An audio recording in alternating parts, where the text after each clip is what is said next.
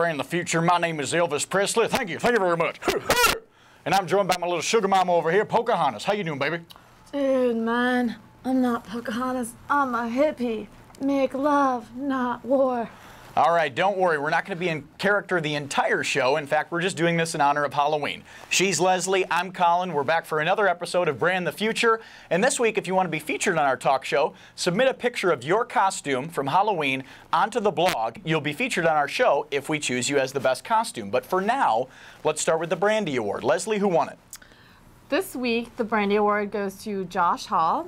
He blogged about an Ad Age article he found saying how in economic times, a lot of companies make their packages smaller to attract more penny pitchers.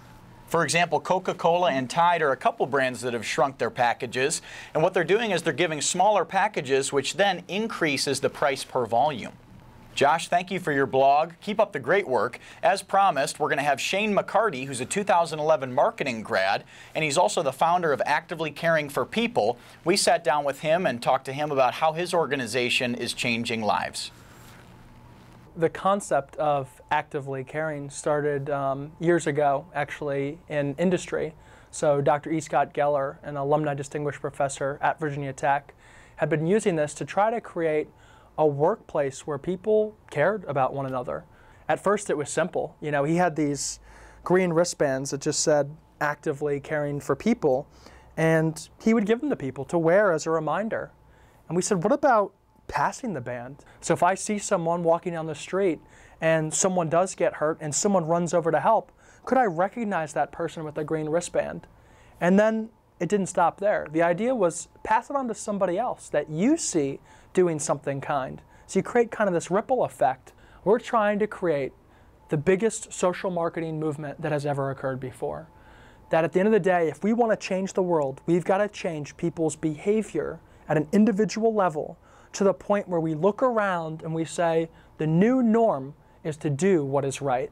This is not just, let's market the idea of actively caring. In fact, if we just mass marketed this on TV, would it work? Absolutely not.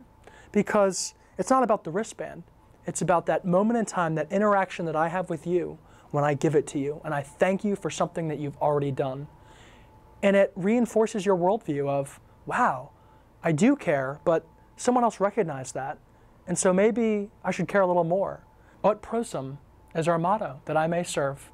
And every professor that I've met has had this mindset of, I want to make a difference in what they do. Tom Riley, we would meet with all the time because from a selling perspective, he changed what my mindset was about selling. Whether it's me going into a school and trying to give them this program for free, there's still a cost. It's their time. And a lot of schools aren't willing to do that. So he said, stop thinking about it as you're trying to sell them on whatever you want. Help them realize it's something that they need or that they want. So we're excited. I think this is the place, these are the people, and this is the time to create the culture shift that we want to create. An actively caring culture worldwide where people go above and beyond because it's the right thing to do. And it's because it's something we already care about. Thank you, Shane. Don't forget, there's still time available for the Marketing Advisory Board meetings that are being held in November.